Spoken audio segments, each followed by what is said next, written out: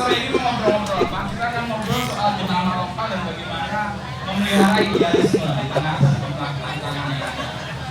Hadir di sini Mas Handoko, pegiat jenama lokal dan hal-hal yang sifatnya kreatif. Beberapa hal yang diperlukannya belakangan handbook misalnya dan kemudian merubah kemana-mana. Kita akan ulik dan bagaimana kita bisa merawat jenama lokal yang idealismenya. Ada Al-Fatih Timun yang banyak membantu masyarakat dengan kita bisa sebagai jenama dan jenama lokal banget, dan kita bisa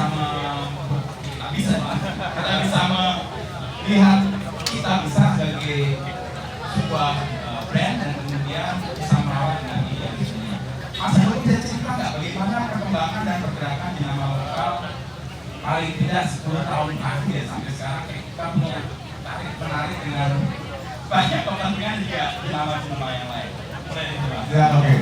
Terima kasih udah diundang. Saya merasa tertarik sekali bisa kita bisa gitu ya. Jadi saya memakai terminologi jenama itu sejak berdirinya M-Block. Tadinya saya 2018. ya, kalau diperhatikan saya sebenarnya kan bikin buku, ada 4 buku, kebetulan 3 buku saya berjudul brand ya, brand Gardener, brand Artisan, dulu juga sering Ini ada di sini. Mas Paksa nih.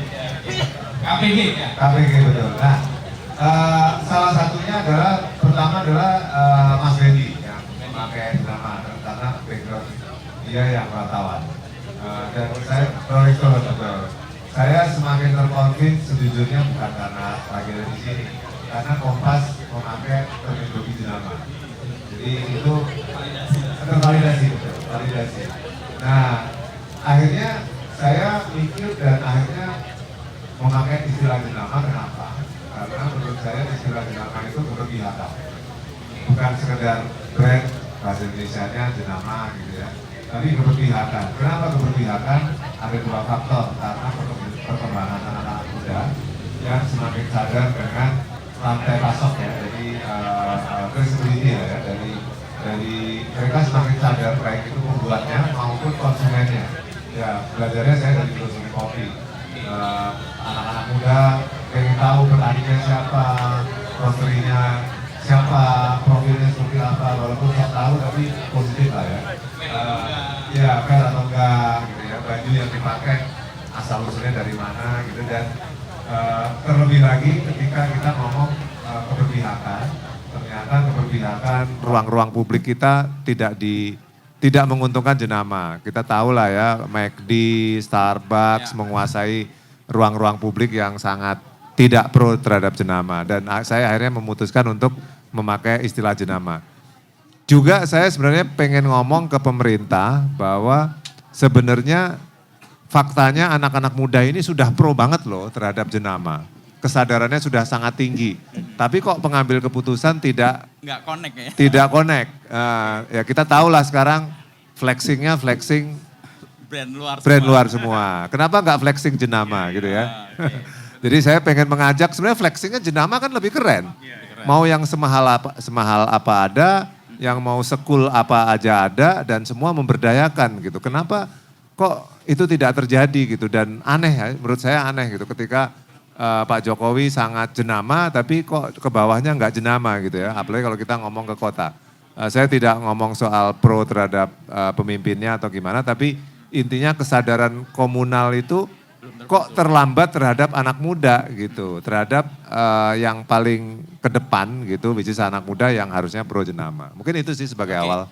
Keberpihakan sambil kita ngobrol, Ya. ini saya lihat jenama yang nempel di badannya Mas Handoko, boleh disebutkan dulu nggak nih? Ya, ini dari bawah. Kalau berpihak beneran akan kita lihat nih apakah. Iya, iya. Dari bawah, Dari bawah. ini Chico Jericho berkolaborasi dengan Vantela. Oke, ini lokal, jenama Lokal, lokal. sampai kaos Oke, kakinya Vantela. pun jenama. Sip, 2. Celananya dari Dr. Tirta. Oh, oke. Oke, saya buka ya. Oh. Wah, Superman nih jangan-jangan. Saya buka dikit, ini Kanji. kanji. Oke, itu Nah, kaos punya juga tuh. Iya. Kurang lebih seperti itu. Jadi Oke. memang saya tiap hari, nah ini Tas jenama, nih, ini tas yang mencuri fokus tadi gede banget. Tas. Ini Oke. tas ini saya gambar sendiri. I Ini see. saya gambar sendiri. Saya pakai apa namanya kerjasama dengan makers dari Bandung. Oke. Jadi ya memang menurut saya keren lah. Oke. Dulu saya enggak. Sejujurnya saya dulu di advertising pemuja brand asing. Kenapa? Saya mungkin kasih gambaran sedikit. Kalau di advertising itu kan industrinya memang disokong oleh Brand-brand luar. brand dari luar atau kita sebut sebagai kapitalisme barat yang memang sangat kuat. Dari iklannya dulu saya puja gitu, saya dulu bacanya majalah Rolling Stone, Esquire, Ya. GQ segala macam iklan-iklan yang keren ya dulu ya kayak gitulah gitu. Berikutnya kekerenan itu bergeser ketika anak-anak muda mulai justru digantikan oleh nama-nama yang keren gitu ya. Pijak Bumi, Sejauh Persis. Mata Memandang, Ya. Sukacita, Lulu Lutfi, Tetangga gitu ya. Jadi itu harusnya kita sokong dan kita dorong gitu. Dan jadi Kurang lebih cool itu. baru lah ya, keren Jadi baru cool lah. factor baru, betul. Oke, ya. Mas Handoko, saya ke tim ini. Cerita dulu soal Kita Bisa, bagaimana merawat jenama ini dan tantangannya gimana untuk bisa menggerakkan ini sebagai akhirnya sekarang jadi social movement ya. Nggak sekedar cuman jenama yang dipakai untuk cangkang dalam tanda petik berbisnisnya. Kita bisa ya. Saya kira tadi ditanya saya bajunya apa gitu. Erigo Mas, Erigo. Oke, Erigo lokal juga ya. Ya karena Oke. kenal Mas Adat. Jadi Oke, tahu. ya. Saya kalau kenal sama inisiator brandnya saya ngerasa bisa Connect. punya ada Value-nya. koneksi, ada sesuatu yang relevan gitu. Anyway, kita bisa. Kita bisa pun juga sebenarnya secara jenama terinspirasi dari jenama luar. Yaitu ketika Obama campaign Weekend Mas. I see. Yes, we Oke, can. Gitu yes, kan. we can. Nah, jadi kita bisa. Tapi balik ke pertanyaan Mas Inu, dimulai 2013 sebagai sebuah gerakan yang dilakukan di saat Sabtu Minggu akhir pekan gitu ya. Tidak terpikir sama sekali bakal jadi platform, startup, perusahaan. Masih jauh lah waktu itu ya. Semangatnya sederhana melihat orang yang banyak yang butuh bantuan dan susah untuk menggalang donasi. Dan ada orang yang mau membantu tapi nggak tahu gimana caranya, kemana dan lain-lain. Dan di luar negeri sudah ada platform serupa, Kickstarter, Indiegogo, GoFundMe. Dan kita belajar dari mereka, kita benchmark istilahnya dan kita coba terapkan di Indonesia. Tantangannya cuma dua, satu menjaga kepercayaan, yang kedua tetap relevan. I see. Karena Ya. kuncinya crowdfunding atau fintech manapun juga itu pasti kan kepercayaan, trust. Yang kedua ya tetap relevan. Karena crowdfunding 10 tahun lalu, jadi alhamdulillah karena kita 2013 tahun ini kita satu dekade Persis, nih Mas. satu dekade. Satu dekade. Mudah-mudahan panjang umur ya Mas Usman ya. Panjang, kalau di bajunya Mas Inu panjang umur hal-hal baik. Upaya-upaya baik. Upaya-upaya baik. Dia punya kaosnya nih. Hal-hal baik, upaya-upaya baik, samalah vibe-nya. Oke. Mudah-mudahan dipanjangkan usianya, tetap dipercaya dan tetap relevan. Itu aja sih Mas tantangannya. Untuk menjadi tepat relevan itu kan Iya. sebuah dinamika yang kita harus deal dengan sesuatu ya. Ada perubahan dan sebagainya. Timi melihat itu dan merespon itu gimana untuk menjadi tetap relevan? Iya, jadi ya ini menarik ya. Karena kalau bagi kami sebenarnya orang banyak nanya, oh gimana kompetisi crowdfunding dan lain-lain. Ya. Kita sih malah ngelihatnya temen ya, temen semua dan oke. apa kayak ada Bang Andi Noya di Benih Baik, itu banyak guru-guru kita juga. Sebenarnya yang mengkhawatirkan justru sosial media yang punya buat button donate langsung gitu kan. Oke, TikTok ya. punya bisa donate langsung, Persis, ya. Facebook, Instagram dan lain-lain. Jadi dan mereka udah punya trafficnya. Ya. Jadi biasanya kan kita bisa Saya dapat trafficnya mandi dari lumpur itu ya. Apa? Iya, Yang mandi lumpur ya. Nah itu juga kan. Iya. Itu fundraising gaya Oke. baru Mas ya. Maksudnya mandi lumpur dapat stiker jadi uang gitu. Nah tentu itu ya apa ya tantangan dan pertanyaan eksistensialisme lagi sih sebenarnya apakah masih relevan, apakah cara seperti ini, apa nilai tambah lain yang bisa kita lakukan dan jawabannya bisa jadi tidak lurus ya gitu, tidak langsung oh jawabannya ini, eksperimen lagi sih Mas. Yang penting kita dekat sama komunitas, dekat sama orang yang memakai Kita Bisa, kita jaga komunikasi, kita dapetin aspirasinya, lalu kita pelan-pelan bikin hal-hal, fitur-fitur, instrumen-instrumen baru yang relevan. Jadi akhirnya yang membuat kita beda, proximity kita, kedekatan kita dengan pengguna yang membuat kita bisa berekspresi secara kecil-kecil gitu ya. Mungkin tidak terlalu yang scalable sesuai keinginan mereka sambil mempersiapkan diri sama disrupsi-disrupsi yang ada di depan gitu ya. Oke, jadi banyak mendengar kayaknya itu ya dari community. Oke, stay dulu Mas Timi. Sekarang usmanham.id nih. Ini udah jenama juga nih. Jadi nama akunnya di media sosial udah ham.id nih. Bisa cerita. Sama kita nanti akan tunggu Sakongsa ini. Man cerita man soal bagaimana cara lo menjaga konsistensi di gerakan yang lo rintis ya atau setidaknya ada dalam pusaran yang gede di 98 sampai sekarang. Lo kayak satu-satunya yang gue catat yang masih di sini nih. Sementara yang lain udah jadi macam-macam lah. Man. Karena nggak laku kan. Bisa jadi loh atau hal lain gitu. Yang menginspirasi saya pertama ibu ya, almarhumah ibu ya. saya. Tapi yang kedua juga banyak sekali mereka yang berjuang untuk anak-anak mereka. Di sini ada Bu Sumarsi nih, kita beri tepuk tangan buat Bu Sumarsi. Juga ada pendahulu-pendahulu saya di dunia aktivis, ada di sini ada Mbak Zumrotin, ada Mbak Tini Haddad. Ini orang-orang yang menginspirasi saya yang saya kira rata-rata perempuan ternyata gitu. Jadi dari mulai ibu saya dan mereka yang memperjuangkan anak-anaknya sampai pendahulu-pendahulu saya di aktivisme gitu. Yang mungkin membawa semacam kepekaan untuk mempedulikan sesama gitu. Ibu saya selalu berpesan itu kita harus peduli dengan sesama gitu. Dan sejak saya remaja mungkin sampai sekarang masih remaja sebenarnya. Minimal dari selera musik ya. Itu dia selalu mengajak saya untuk peduli pada orang yang lemah. Bahkan membela orang-orang yang diproses hukum dan kemungkinan bisa disiksa. Waduh, Bang, halo Pak Ketua. Ini Ketua DPC Pradi Jakarta Selatan, Pak Alamwan. Silakan, Bang. Ya, silakan. Aduh, ini banyak yang suka lagu rock ternyata. Ya, jadi kurang lebih sih mereka. Ibu ya. Ibu dan perempuan umumnya. Dan perempuan pada umumnya. Saya kira gerakan reformasi 98 juga pada mulanya diinspirasi oleh perempuan-perempuan hebat, oleh suara ibu peduli. Ya, kalau kita yang ingat peduli dengan anak-anaknya protes harga susu dan akhirnya protes tentang keadaan politik itu. Jadi hal yang sifatnya urusan sehari-hari, urusan ibu dan anak menjadi urusan bangsa kan, urusan reformasi gitu.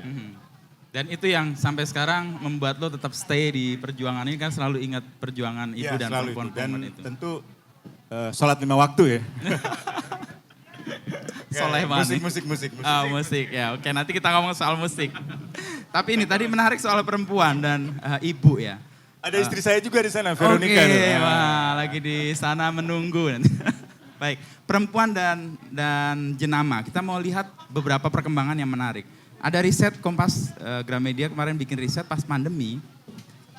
Perempuan itu memegang peran yang sangat dominan ketika pandemi. Ada 3 hal ternyata.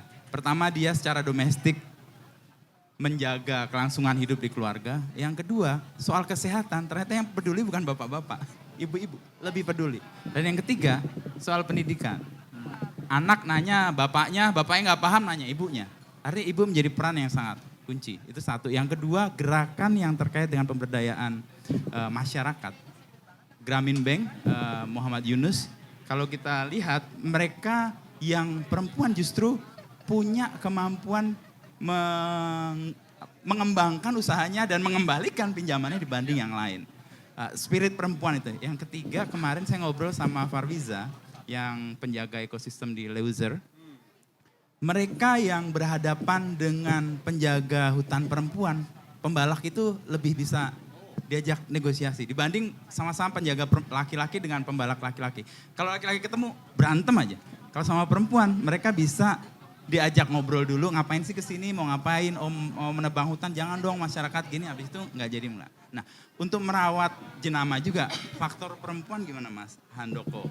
Bisa dijelaskan atau Ya oke, dari yang saya perhatikan secara tren ya, memang secara internasional juga, secara global lah ya, secara otentik gitu ya. Faktanya memang muncul hal-hal yang sebelumnya tidak dibayangkan, yaitu misalnya basic banget sih, basic banget. Dan mungkin ya jadi tadi ya misalnya ibu gitu ya, spirit ibu. Itu adalah empati. Jadi empati itu muncul sekarang. Dan itu jadi tools marketing lah, katakanlah gitu ya. Kayak misalnya kebangkitan warga, pemberdayaan terhadap warga, menghargai tetangga gitu. Itu kan sebenarnya jadi sesuatu yang tadi saya tertarik dengan tadi yang 98 tadi. Isu-isu yang sangat mikro, sangat sederhana, domestik itu justru menjadi sesuatu yang universal gitu ya. Yang di Jepang juga ikigai segala macam itu kan jiwa-jiwa yang sifatnya justru sangat mikro, sangat sederhana lah, simple lah.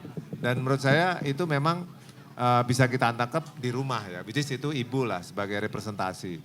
Dan kalau kita hubung-hubungkan juga sekarang jadi ya tadi memahami siapa kita, tadi kayak misalnya narasi-narasi yang sifatnya lebih menyentuh, hubungan kakak adik, apalagi sekarang anak-anak muda lekat sekali dengan mental illness, kerapuhan segala macam itu memang harusnya menjadi peluang ya dalam konteks jenama, dalam konteks sebenarnya tren jenama gitu ya.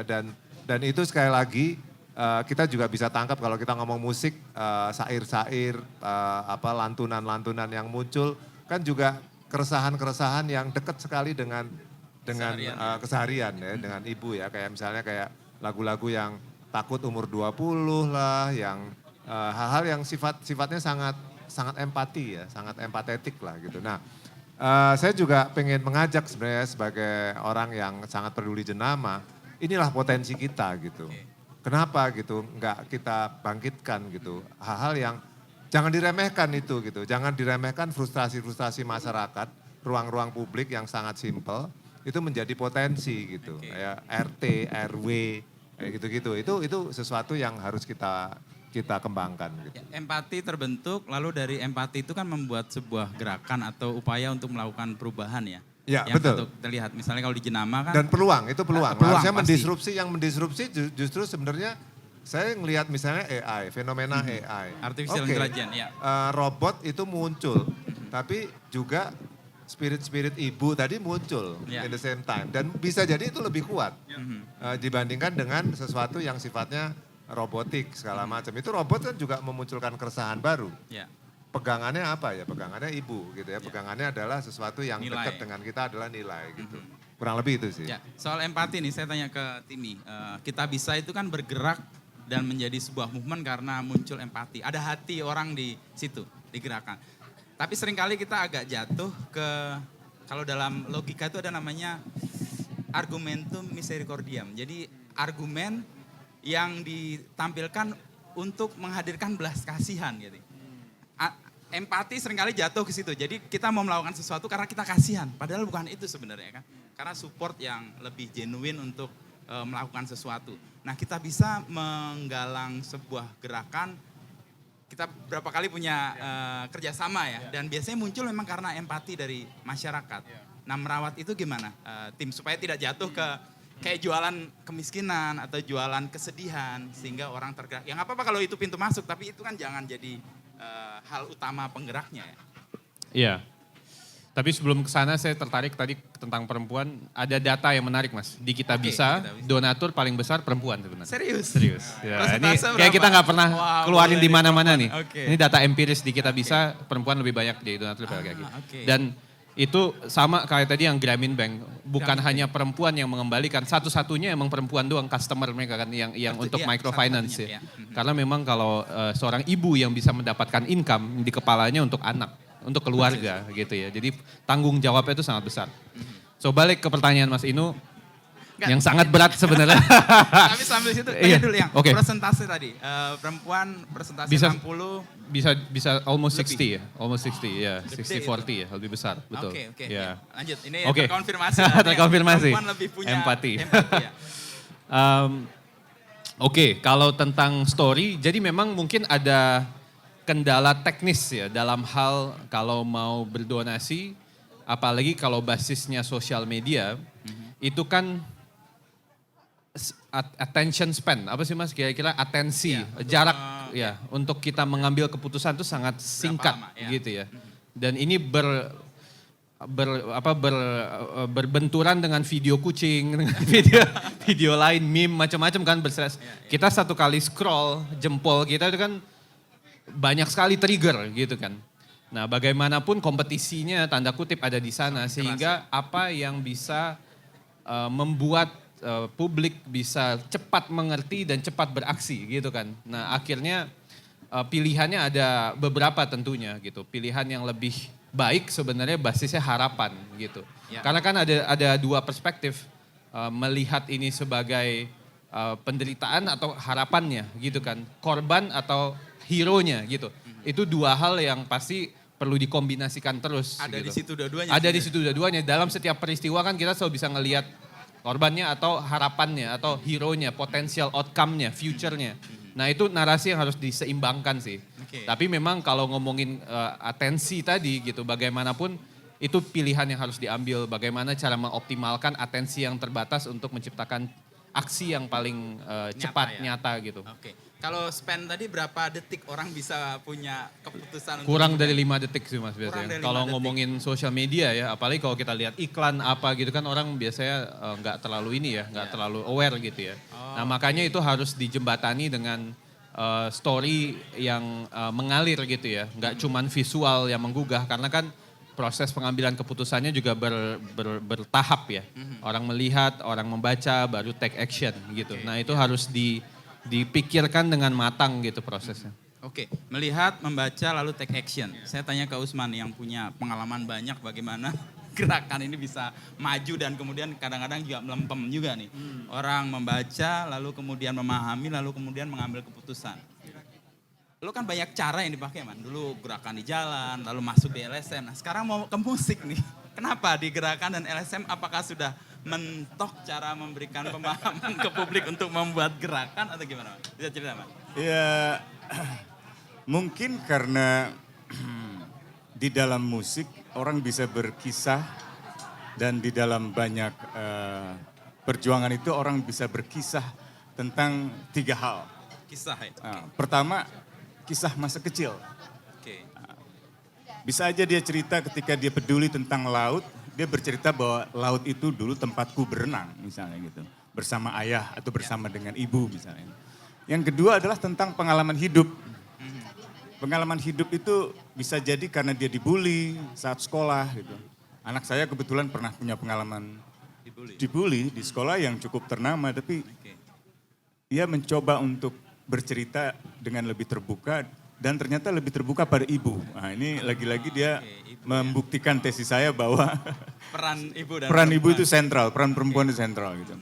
Nah yang ketiga mungkin pilihan hidup gitu. Jadi dari kenangan masa kecil, memories of childhood itu, kemudian pengalaman hidup ketika merasa dibully dan pilihan untuk akhirnya berada di jalur ini gitu. Nah saya merasa dari masa kecil, dari pengalaman hidup itu saya bertemu dengan begitu banyak orang yang diperlakukan tidak adil, tapi tidak berdiam diri gitu. Dan itu yang akhirnya membuat saya lebih punya keyakinan bahwa saya ada di jalan yang mudah-mudahan gak lurus-lurus amat, tapi bener lah gitu ya. Terjal sih, tapi ya itulah mungkin tempat saya merasa bisa bersyukur gitu. Bahwa saya dikaruniai satu kesempatan untuk tetap setia pada nilai-nilai yang saya yakini gitu. Mungkin buat sebagian orang salah, tapi saya merasa karena masa kecil saya, kenangan masa kecil saya pada ibu itu membuat saya merasa ini yang saya jalankan itu. Ini yang saya teruskan dari apa yang pernah ditunjukkan oleh ibu saya gitu. Kalau mungkin Mas Handoko sama Mas Timi, ini dulu nih rocker waktu SMA.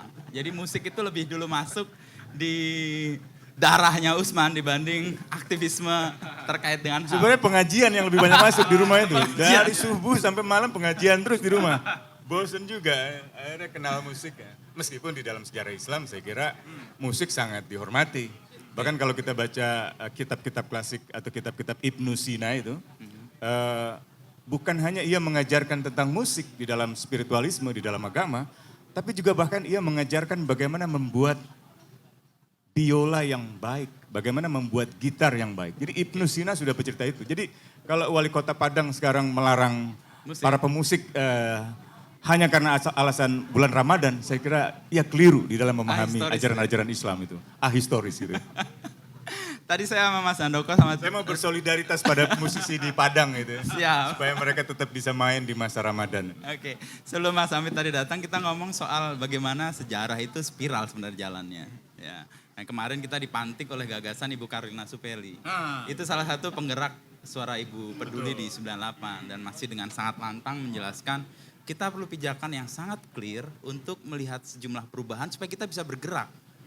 Ya orang melihat kadang-kadang sejarah itu berputar atau berulang, tapi menurut Ibu Karlina enggak, dia spiral. Jadi dengan pijakan yang ada kita entah naik, entah turun, tapi kita muter terus dengan pijakan yang clear. Nah saya tadi terpantik oleh Usman ya, musik itu kan juga di era 90-an itu jadi awal untuk mendobrak tuh waktu itu. Kalau saya ingat 93 konser Metallica, buat generasi saya, itu awal dimana perlawanan terhadap aparat itu menyala-nyala karena kita waktu mau nonton nggak boleh tuh karena ada kerusuhan. Nah sekarang kan musik juga kalau Mas Handoko mengamati atau Timi kan juga menjadi ekspresi atas kegelisahan, atas ketidaknyamanan mereka dengan situasi. Di jenama lokal kita juga muncul tuh musikus-musikus yang masuk ke sini. Mas Handoko melihat perkembangan ini dan apa respon pergerakan musik yang kayak berulang di 90-an kita pakai sebagai sarana atau platform untuk menyampaikan gagasan. Ya, oke. Saya kenal Mas Usman ini, Usman Hamid ini pertama gara-gara Bung Glenn ya. Jadi saya, tapi nggak nyangka kalau bermusik juga. Mukle Moralis itu? Bukan, Glenn Fredly. Oh, Glenn, oke. Glenn Fredly. Jadi Bung Glenn ini juga Mas Timi termasuk ya Bung Glenn. Nah, jadi Bung Glenn pergaulannya sangat luas dari Ustadz Romo sampai musisi sampai penggiat lingkungan dan lain-lain. Tapi intinya adalah sejujurnya dulu saya penggila musik barat lah ya. Dan apalagi di era saya yang model-model Genesis, Yes gitu-gitu yang berat-berat. Dan yang berliku-liku tapi kurang lugas gitu ya. Tapi sekarang saya surprisingly saya menikmati musik Indonesia. Kenapa? Karena tiap hari saya nongkrong di lingkungan yang dekat dengan musisi-musisi Indonesia. Dan terutama saya juga masuk ke wilayah film ya. Jadi saya terekspos tadi yang saya bilang bertutur yang lebih lokal gitu. Dan saya sangat menikmati musik Indonesia sekarang. Terutama musisi-musisi indie ya. Dengan cara bertutur mereka gitu. Dan saya melihat musik ini kalau dihubungkan dengan ibu tadi atau dengan yang Bu Karlina punya ide tadi, sedikit banyak mempengaruhi saya, pendapat saya terhadap bahwa spiral tadi memang harus punya di tengahnya. Which is kalau dihubungkan dengan jenama, sebenarnya hubungannya dengan culture. Nah, jadi saya lebih percaya dengan cultural economy dibandingkan dengan creative economy. Cultural economy. Kenapa? Karena sebenarnya itulah yang menjadi pendorong penguat utama. Ya cultural economy ya kalau kita lihat ya musik salah satunya ya, film dan fashion misalnya. Dan berikutnya adalah food. Nah celakanya cultural ini tidak diletakkan dalam konteks pemberdayaan ekonomi. Lebih diletakkan dalam konteks tontonan. Itu yang kegelisahan saya. Saya sangat yakin harusnya dia menjadi pendorong ekonomi yang kuat. Atau pendorong warga lah. Atau kalau tadi ngomong bully, ya jangan dibully gitu. Yang lokal-lokal ini jangan dibully gitu. Kan pembulian tidak cuma sekedar di anak-anak kita. Tapi juga di brand, di nama. Iya, itu terjadi gitu. Pembulian yang paling parah menurut saya pembulian terhadap makers. Ya. Karena zaman Pak Harto, bukan mau mengkambing hitamkan Pak Harto, tapi makersnya kan dibunuh. Dulu ada assembling, ada segala macam gitu. Saya kuliah lucu juga, saya anak daerah di Jawa Timur, kota kecil gitu, kuliah di UI gitu. Tapi saya nggak kenal yang namanya pertanian. Saya nggak tahu yang namanya pala itu untuk apa, vanila itu untuk apa gitu. Karena memang kemakersan kita itu hilang. Jadi saya begitu di Jakarta gampang cari kerjanya ya berdekatan dengan Unilever, dengan Berbau Barat, dengan Ogilvy, dengan segala macam. Karena sebenarnya terjadi pembulian loh. Kita lupa bahwa pembulian itu terjadi dari secara struktural. Oke. Nah, PR kita besar sekali jadinya kalau kita ngomong jenama gitu. Karena kita perlu ada ibu sebenarnya. Which is ibunya bagi saya adalah kultur. Ya, ya. Nah, secara kultur kita harus hidupkan gitu. Dan kulturnya kompleks. Kulturnya ya kultur makers, kultur tadi rantai, kalau ngomong hilirisasi segala macam gitu. Dan kalau kita melakukannya sendiri nggak bisa. Saya sih juga sering membisikkan gitu kayak ke Kang Teten gitu. Dong, ini jangan cuma basa-basi. Flexing jenama, ayo flexing jenama semuanya. Orang kita lihat pejabat-pejabatnya enggak kok. Jadi gimana gitu loh. Jadi sebenarnya pedih juga gitu. Kita semua ngomongin jenama harus dari angka juga jelas sebenarnya. Kalau mau memberdayakan benar-benar, angkanya kan ada. Ya. Kita bangsa konsumtif. Sebenarnya kalau mau berpihak, wali kota itu, pengelola kota itu, ya trafficnya digiring ke jenama dong, ke makers dong. Kan terjadi pembulian sebenarnya di situ gitu. Jadi saya sebenarnya pengen berguru nih di gimana ini memperjuangkannya gitu. Saya pengen ngobrol. Gimana gitu. mengepalkan tangan kiri tetap itu tanpa goyah. Ada satu yang menarik, barusan saya baca berita Presiden Jokowi itu agak concern soal wisatawan Indonesia. Itu jumlahnya 100 sekian juta gitu ya.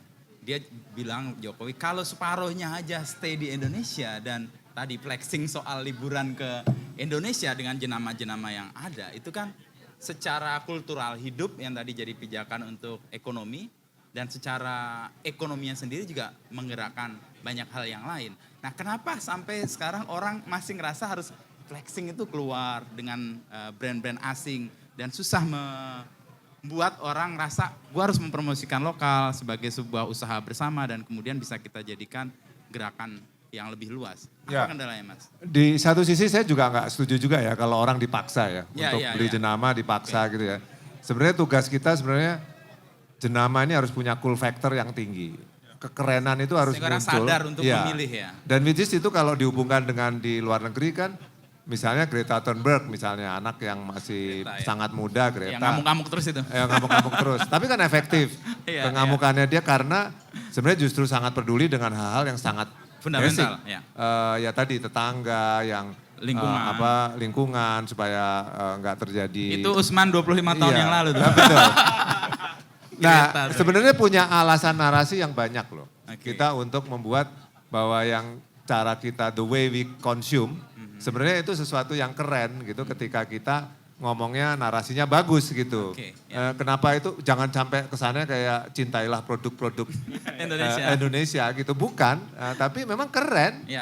Tapi kesadaran itu yang harus dibangun. Bully-bully itu harus dilewati gitu terhadap keberpihakan gitu. Jadi kesadaran muncul lalu kemudian pemihakan itu dilakukan secara logik juga bahwa kita mensupport jenama ini ya karena memang ada cool factornya tadi, kualitasnya bisa dipertanggungjawabkan. Nah untuk cool factor ini saya mau nanya ke tim ini soal Kita Bisa.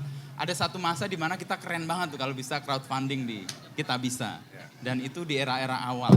Kalau perkembangan sekarang cool factor apa yang bisa membuat orang gitu ya bikin crowdfunding dan kemudian bikin sebuah movement yang memberdayakan atau membantu kelompok komunitas-komunitas di luar sana yang gak terjangkau bahkan oleh media tim.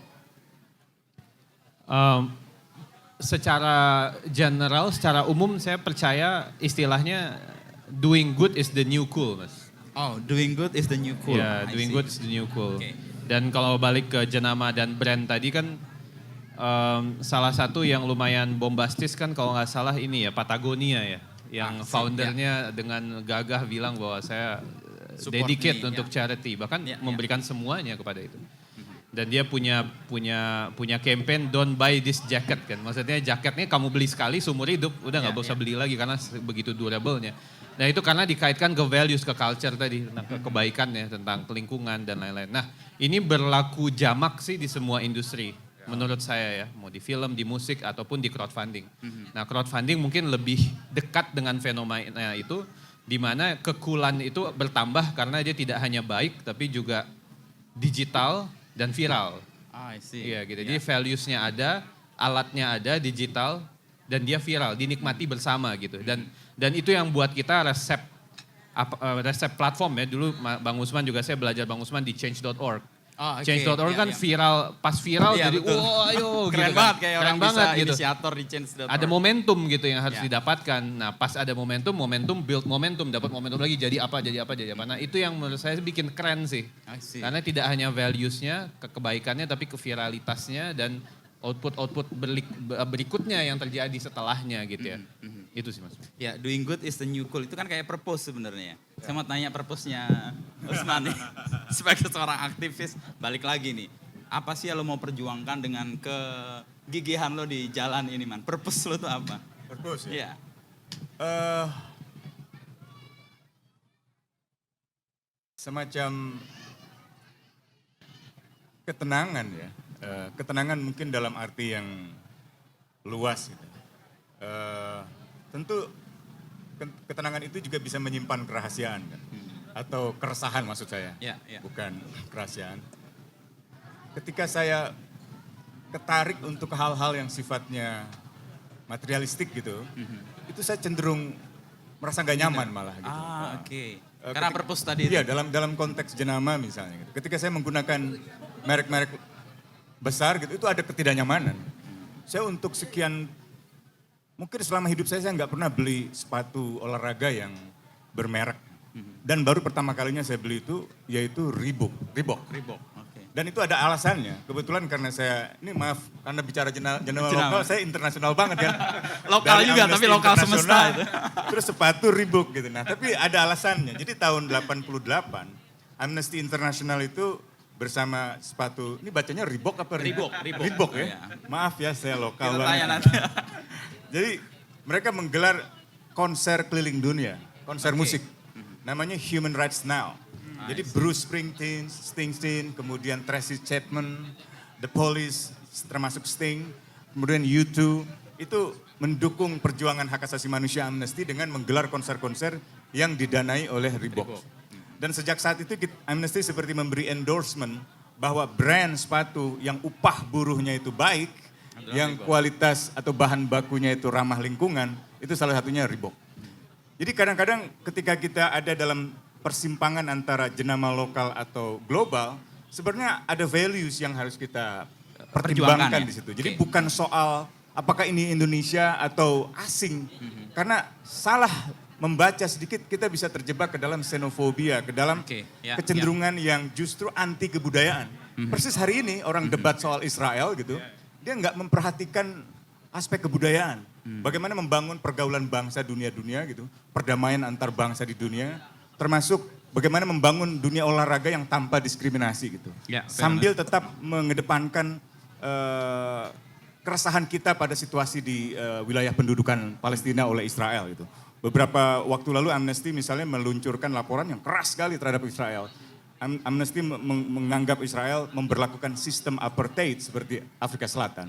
Tapi dalam debat-debat kemarin, Amnesty dalam posisi yang ini bukan soal concern hak asasi manusia, ini ada semacam ego nasionalisme yang sempit, yang ingin ditunjukkan bukan untuk nilai, tapi untuk kebanggaan diri dan kebanggaan kelompoknya gitu. Oke. Atau mungkin untuk popularitas diri dan kelompoknya gitu.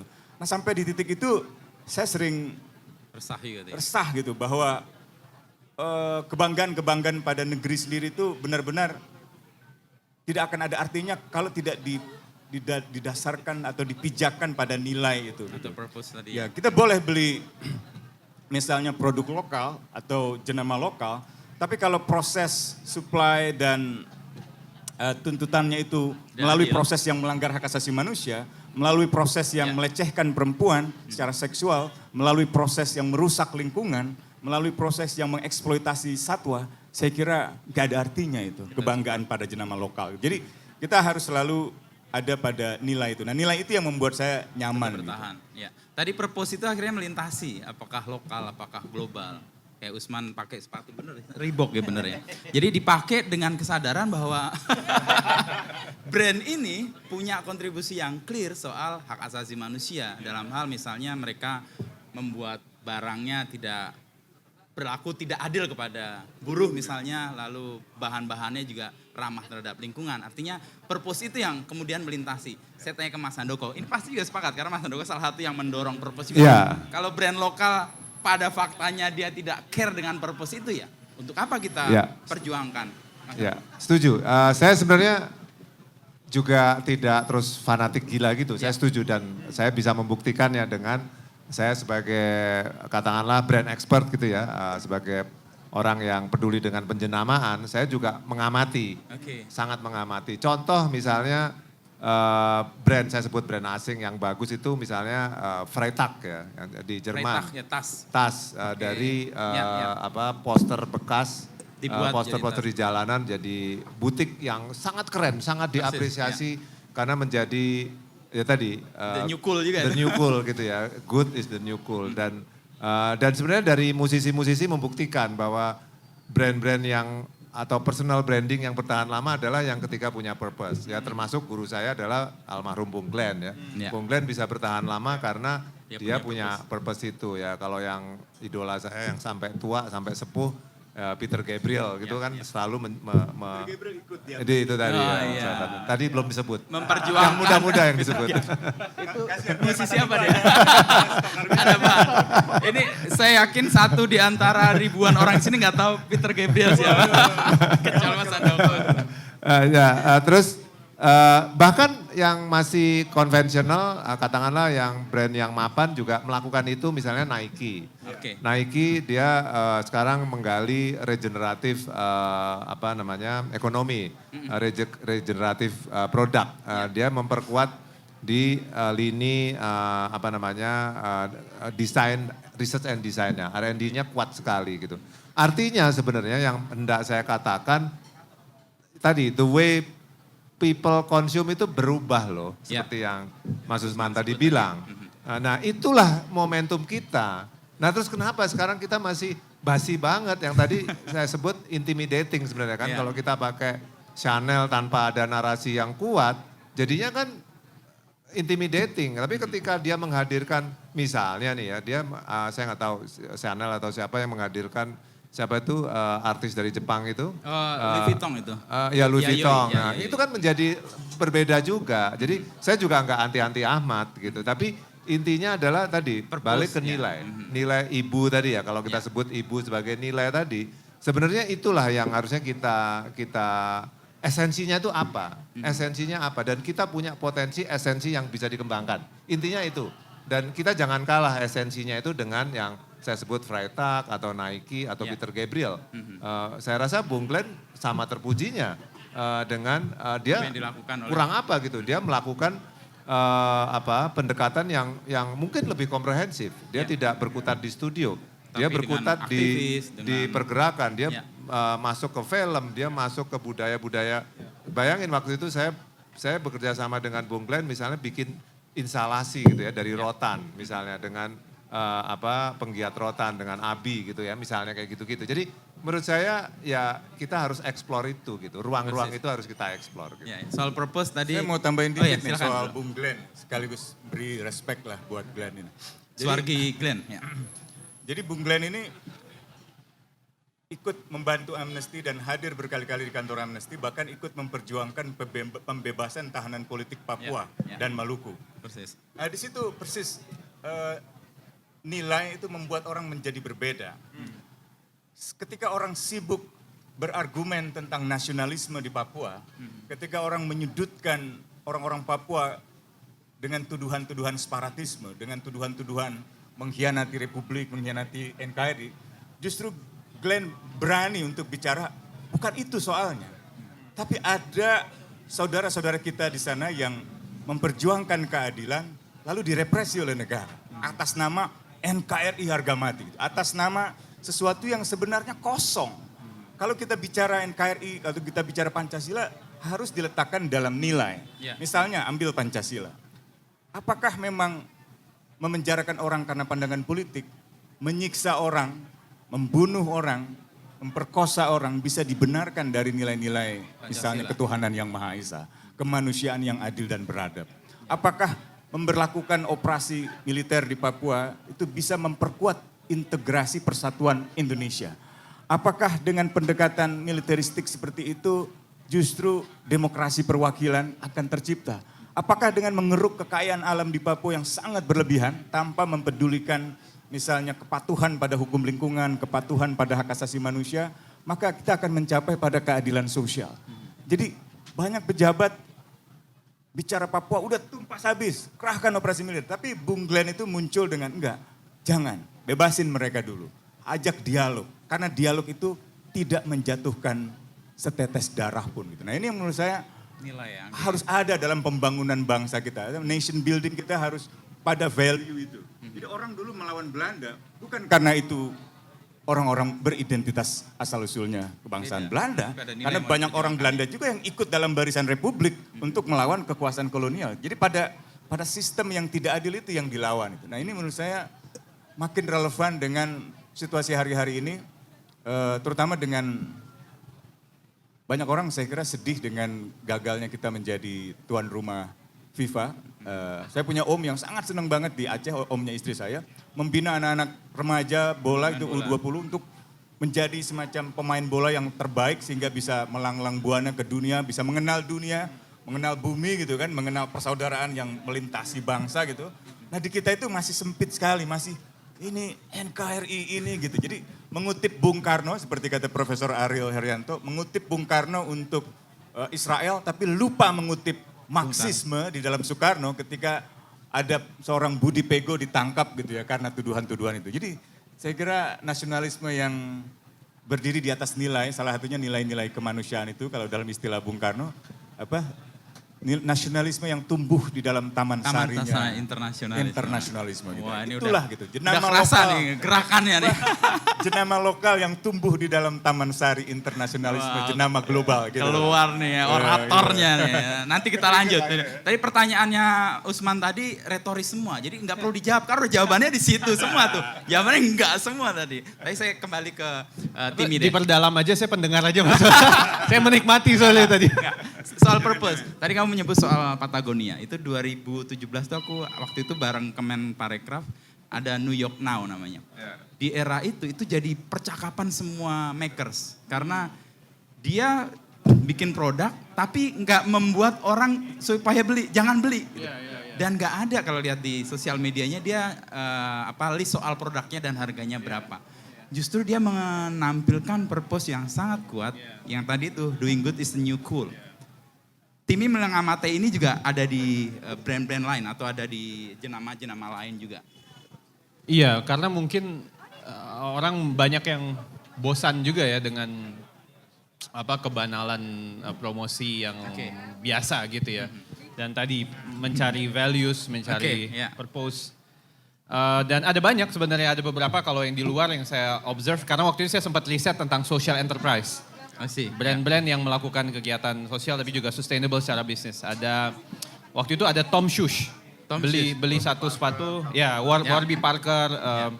Tapi memang bahkan definisi purpose-nya juga macam-macam. Bahkan social enterprise pun ada kuadrannya kan. Yang paling kiri misalnya harus berbadan hukum, co-op misalnya, dimiliki bersama dan lain-lain. Tapi ada juga yang cukup liberal. Misalnya Ashoka bilang yang penting bisnis tapi tujuan sosial. Jadi dia boleh bisnis tapi tujuannya sosial. Nah tengah-tengahnya di mana nih nggak tahu, tergantung titik depannya mana, titik awalnya di mana gitu. Bahkan ada yang bilang Tesla itu social enterprise. Karena Elon Musk sampai nangis-nangis dia nggak dapat capital, fighting climate change. Iya kan? Dia bikin Tesla itu untuk melawan climate change. Dan rumusnya clear banget, kalau dia mencapai berapa gigafactory gitu ya, itu climate change solve.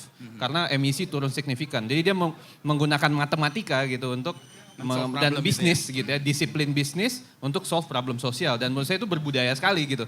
Dan itu sangat purpose driven gitu. Tapi again balik lagi ke perspektif masing-masing. Ya purpose driven. Ada satu pengalaman deh, waktu saya diminta bergabung atau diminta mendirikan Change.org Indonesia itu saya agak ragu. Waduh, saya bilang ini technology company.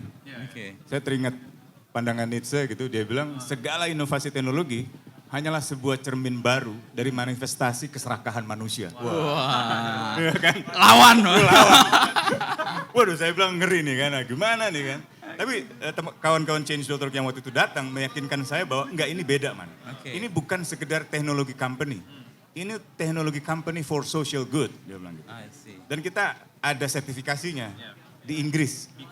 B Corporation. Nah itu yang mungkin perlu diperkuat di Indonesia gitu. Jadi ketika Pak Jokowi bilang ayo investasi. Ya kita setuju, tapi investasi yang bersih gitu loh. Di sini ada Mbak Natalia Subagio nih, ini ahli Mbak governance, Natalia ahli Subagio. anti korupsi Oke. Mbak. Mbak Natalia. Ini inspirator juga. Jadi perusahaan-perusahaan di Indonesia itu, menurut saya peran-peran lawyer, Bang Mohan dan kawan-kawan penting juga untuk memastikan ada compliance yang kuat dari korporasi di Indonesia di segala bidang. Ini Prancis juga sangat aktif perlindungan binatang, satwa gitu ya, yang menurut saya banyak diabaikan dalam pengelolaan sumber daya alam, lingkungan. Termasuk dalam soal nikel. Oke. Itu nikel kan besar-besaran pengambilan lahannya dan juga eksploitasi alamnya gitu. Nah, sejauh mana sebenarnya satwa itu diperhatikan oleh perusahaan-perusahaan yang terlibat di dalam, kita bukan mau anti perusahaannya, tapi kita mau memastikan bahwa Bertanggung jawab harusnya mereka. korporasi itu bertanggung jawab Ya. pada perlindungan hak asasi manusia, perlindungan lingkungan, pada perlindungan binatang. Hanya dengan cara itu, apa yang kita bayangkan sebagai Indonesia itu bisa bertahan ke depan. Gitu. Kita masih punya cendrawasih, kita masih punya gajah, kita masih punya anoa, kita masih punya harimau. Entah 10 tahun lagi, 20 tahun lagi saya nggak tahu itu. Dan kalau itu nggak ada, saya kira Indonesia hanya cerita tentang negeri yang penuh dengan bencana alam. Nah, purpose tadi yang akhirnya kan mendasari kita melakukan sesuatu itu punya hal yang diperjuangkan secara clear atau enggak. Iya. Kalau cuma sekedar exploit, mengambil tanpa ada purpose-nya. Tanpa ada social good purpose gitu kan. Itu. Saya kira ini perlu diperhatikan oleh semua orang yang terlibat di dalam dunia korporasi gitu. Supaya tidak ada semacam titik yang bertabrakan selalu gitu kan. Selalu ada dua ekstrim gitu. Soalnya anak-anak muda kan juga gitu. Nih gue ikut Usman enggak ya? Kalau ikut Usman agak-agak kere nih pasti nih kan. Di dunia aktivis gitu kan. Kere sama kiri itu dekat. Kere sama kiri dekat. Ya. Tapi dekat dengan surga juga katanya. Atau gue ikut yang lain gitu, ikut dunia korporasi. Sama di dunia lawyer juga gitu. Kita mau jadi lawyer yang benar-benar komersial gitu, profesional tentu, tapi dalam arti komersial hanya mengandalkan pertimbangan uang sebagai value gitu, atau ada value yang lain gitu. Nah menurut saya banyak lawyer-lawyer besar di dunia yang sebenarnya menunjukkan bahwa uang itu bukan nomor satu gitu, value-nya itu gitu. Ini yang mungkin perlu dipikirkan. Oke. Mudah-mudahan saya nggak terlalu panjang ya. Ya, tapi ini terakhir nih, soal purpose dan value itu kan sebenarnya menjaga sebuah upaya atau rintisan itu sustain ya. Dan kalau kita balik ke purpose itu kan kita kayak Usman tadi kan purpose-nya adalah keheningan dari keresahan itu. Itu yang membuat dia tertarik kembali ketika dia ada di kuadran yang berbeda. Nah perjalanan untuk merawat purpose di tengah godaan untuk tidak menjalankannya, gimana menyiasatinya Mas? Ya oke. Sebenarnya saya ngelihat tadi ya merespon corporation atau katakanlah B, sekarang trennya B certificate ya. Saya kenal, yang saya tahu di Indonesia yang pertama kali dapat B certificate itu adalah Sukacita. Sukacita ketika membawa narasi memberdayakan ibu-ibu di beberapa desa. Ibu-ibu lagi nih? Pertama 4 desa petani kapas. Dari 4 desa menjadi 10 desa dan berlanjut terus menjadi kain, dipintal menjadi benang jadi kain, dan dia dapat B certificate. Saya rasa dia pantas dapat B certificate. Tren itu sebenarnya muncul memang di anak muda. Keresahan saya sebenarnya justru Indonesia ini negara yang banyak problem, berpotensi untuk merespons problem-problem itu menjadi peluang, tapi sayangnya yang mengambil bukan kita. Misalnya contoh, misalnya kalau di kopi yang saya tahu itu ada pelindung kopi itu. Karena pohon-pohon dia programnya nanam pelindung, karena itu menghidupi burung-burung yang hampir punah misalnya. Itu kan menjadi tren baru di luar negeri. Tentu dia nggak punya pohon kopi kalau dia misalnya negaranya dari Finland gitu, melakukannya di negara-negara yang ada kopinya. Melakukannya mungkin salah satunya di negara kita gitu. Oke, ini kayaknya kita ada kedatangan tamu yang kita tunggu-tunggu. Once Michael, Once di sini Cek. Boleh tepuk tangan. Nah, lanjut Mas Andoko biar nanti Once diarahkan ke sini ya. Jadi problemnya ada di kita, potensinya juga di kita, di negara-negara tropis itu, tapi yang merespons nggak banyak. Tapi sebenarnya potensinya banyak banget gitu. Contohnya ya teman saya kayak misalnya di kopi, ada Lisa Leo gitu ya. Lisa Leo, Lisa Leo oke. yang memberdayakan binatang yang hampir punah juga gitu ya. Jadi Cek. Sini. Tengah. halo, gimana? Wah. Sini, Cek. Duduk Ayo, tengah. join. Situ tengah. Oke. Ini Kita tunggu-tunggu udah dulu ngobrol. nih. Lanjut Mas Handoko soal bagaimana tadi kopi ya. Ya, jadi momentumnya kuat banget untuk kita bisa menangkap momentum problem yang begitu banyak. Problem lingkungan itu banyak banget, kita banyak banget ya sampah, banyak banget sampah dalam arti luas ya. Oke. Problem-problem itu kan begitu banyak gitu. Nah, itu jangan sampai yang saya takutkan adalah yang nangkep adalah justru big corporation. Oke. Karena itu mudah sekali di-copy oleh grup-grup besar. Oleh Unilever, oleh Nestle, segala macam. Dia kan lebih punya uang, satu. Punya tenaga kerja yang lebih pintar. Dan dia butuh itu. Take over tuh nanti. Take over. Iya. Termasuk take over problemnya. Which is itu nggak buruk, tapi kitanya ketinggalan. Iya, Jadi iya. tentunya saya berharap ya kayak kita bisa, kayak Mas Usman gini, merespons itu untuk kita menjadi aktivisnya gitu. Kita harus menggerakkan itu gitu dalam ranah yang lebih praktek gitu. Kurang lebih itu sih. Dan Ya. itu Jenama punya peluang yang besar. Oke, thank you. Berdasarkan beberapa penelitian, tadi kita sebut berapa perempuan menjadi peran yang penting. Itu saya mau simpulkan sedikit karena Once udah datang, udah siap-siap mau sama Usman nih rilis album. Mau nonton dia. Oh, nonton Usman. Boleh nanti Once sekali waktu di panggung cuma nonton itu. Soal perempuan tadi yang jadi pijakan kita, Usman juga, Mas Handoko, kita bisa juga memperkuat keyakinan kita, genuinnya perempuan kan merawat sebenarnya. Dan merawat jenama lokal yang tadi isu kita yang kita mau kedepankan dengan idealisme itu ya pasti dengan purpose yang kita mau kedepankan ya. Patagonia, Reebok yang dipakai oleh Usman ya, meskipun bukan brand lokal tapi dia punya value dan purpose yang kuat sekali. Dan kalau kita melintasi, memijakkan pada purpose itu, kita bisa melintasi hal yang sifatnya kayak nero nasionalisme tadi yang membuat kita juga kadang-kadang picik juga ya.